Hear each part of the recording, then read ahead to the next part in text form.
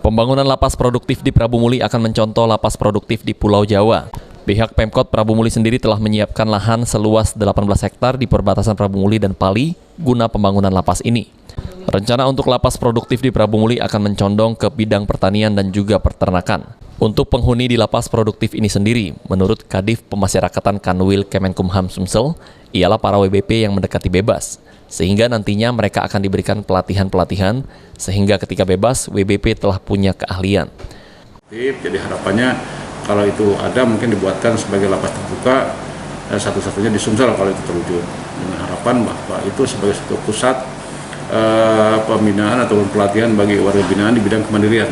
Jadi bagaimana caranya mereka menjelang bebas itu kita siapkan menjadi tenaga-tenaga yang produktif.